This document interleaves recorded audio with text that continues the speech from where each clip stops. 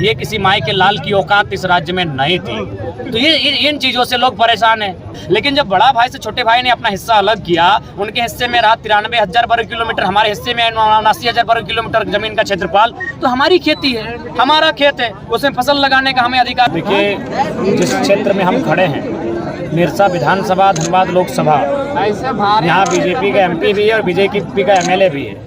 यदि हम उनके द्वारा समर्थित होते हैं तो हम उनके क्षेत्र में तो नहीं आते।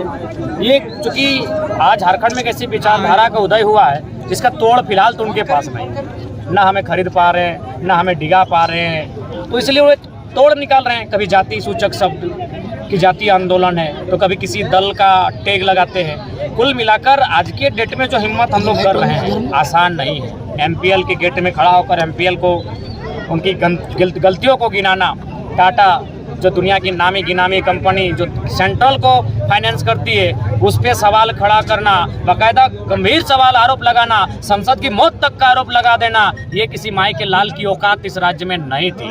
तो ये इन चीज़ों से लोग परेशान हैं कि साधारण सा युवा जिनका एक मुखिया नहीं चयन हुआ है अभी, ये लोग अगर विधानसभा तक पहुंचेंगे, संसद तक पहुंचेंगे, तो तब वे जब सवाल करेंगे, चूंकि विधानसभा और संसद का मतलब ही होता है वहाँ सवाल करना।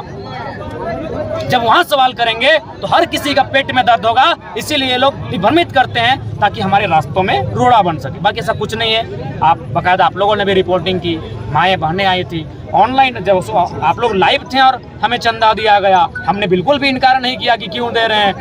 तो जो भी वो मीडिया के सामने हुआ है।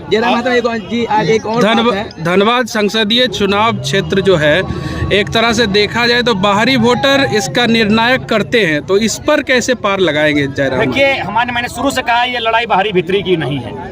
हमारे लोग जिस प्रकार तमिलनाडु में रहते हैं, हमारे लोग जिस प्रकार महाराष्ट्र में रहते हैं, हमारे लोग जिस प्रकार गुजरात में रहते हैं, उसी प्रकार अन्य राज्यों के लोग यहाँ रहें, कमाएं। जिस प्रकार हमारे लोग रहते हैं, कमाते हैं, लेकिन कुल मिलाकर वो राज्य उन्हीं का होगा, वो क्षेत्र उन्हीं का होगा जो वहाँ के मूलवासी होंगे। तो हमारा वही कॉन्सेप्ट है। हमने कब बाहरी भीतरी की लड़ाई किया? कभी नहीं। हमने तो खुले मंचों में कहा कि हम लोग कभी बंगाल प्रेसिडेंसी का अंग थे, बिहार को हमने संवैधानिक रूप से बड़ा भाई माना है, और हम तो तर्क भी देते हैं कि हाँ, हम उनको, वो हमारा बड़ा भाई है संवैधानिक दृष्टिकोण से। लेकिन जब बड़ा भाई से छोटे भाई ने अपना हिस्सा अलग किया, उनके हिस्से में रहा 93,000 वर्ग किलोमीटर, हमारे हिस्से में 79,000 वर्ग किलोमीटर जमीन का क्षेत्रफल, तो हमारी खेती है, हमारा खेत है, उसमें फसल लगाने का हमें अधिकार मिलना चाहिए। दैट मीन्स अधिकारी बने तो हमारे लोग, टीचर बने तो हमारे लोग, व्यापारी बने तो हमारे लोग। अगर फिर राज देने के बाद, हमें जमीन का हिस्सा अलग देने के बाद आप यहीं टांग अड़ाएंगे, आप हमारे भविष्य का निर्धारण करेंगे, आप सब तय करेंगे, ब्यूरोक्रेट्स में आप आएंगे, आप विधायिका में आप आएंगे, न्यायपालिका में आएंगे, तो झारखंड क्यों बना था? हम तो पूरे बिल्कुल हम बिहार और यूपी का बकायदा नाम लेके बोलते हैं जिनका डोमिनेशन यहाँ ज्यादा है।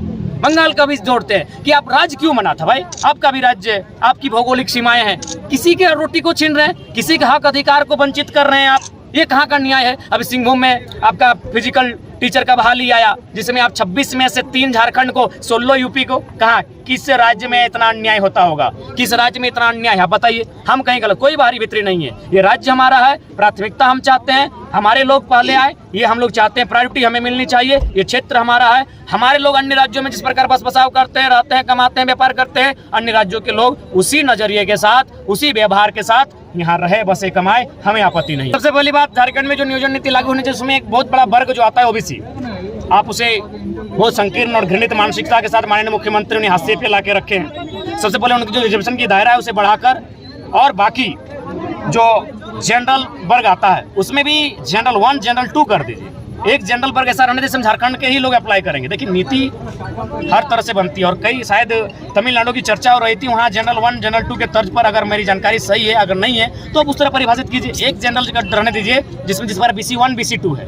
जब ओबीसी BC1, BC2 हो सकता है तो जनरल 1, जनरल 2 में डिवाइड कीजिए, और जनरल 2 जो रहे उसमें आप 10%, 15% रिक्त रहने दीजिए, और वो ऑल ओवर इंडिया के लिए रहेगा। बाकी अगर जनरल भी रहता है तो उसमें झारखंड के ही लोग भरेंगे, वो जनरल 1 होना चाहिए। जब BC1, BC2 हो सकता है, जब आज़ादी के बाद, मतलब संविधान बनने के 70 सालों बाद EWS का नियम आ सकता है, तो जनरल 1, जनरल 2 करे। ओबीसी का जो रिजर्वेशन दायरा है उसकी जनसंख्या 54% है, उसमें बढ़ोतरी की जाए, और फिर एक नीति को निर्धारण किया जाए, और इसमें भाषाई चैप्टर, सवाल का उत्तर जब तक पूरा नहीं होगा तो कोई फिर फायदा नहीं हमको बोलने का, सवाल पूछने का। उसमें भाषा को इंक्लूड इसलिए किया जाए ताकि जिस प्रकार गुजरात में गुजराती भाषा में पूछा जाता है, हमारे दो साथी वो इंटरव्यू में छट के आए हैं, उन्होंने सारी प्रक्रिया को मैंने फुलफिल किया, लेकिन जैसे वो गए इंटरव्यू का लेटर गुजरात में था। ठीक हमारी भाषाओं में एग्जाम हो, कम से कम जीएस का जो पेपर सेट होता है आधा सवाल हमारी भाषा में तो है। एज ए लोकसभा उम्मीदवार आपको माना जा रहा है, लोग भी जान रहे हैं कि आप लोकसभा चुनाव में एक तरह से प्रत्याशी होंगे, तो आप राजनीति में किसको प्रेरणा स्रोत मानते हैं और आपको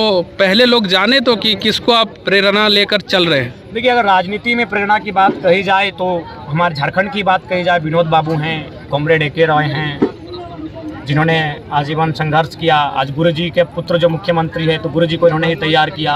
अगर आप देश की राजनीति में जाएं तो गुजराली लाल नंदा का नाम आता है, जो 2 बार कार्यवाहक प्रधानमंत्री रहे लेकिन खुद का घर नहीं बना पाए। लाल बहादुर शास्त्री का नाम आता है, जो एक मैंने धोती नहीं खरीद पाए। तो इस प्रकार की विचारधारा को आज फिर से इस देश में पुनः स्थापित करने की आवश्यकता है, तभी इस देश का, इस राज्य का जीर्णोद्धार हो सकता है, पुनः कल्याण हो सकता है।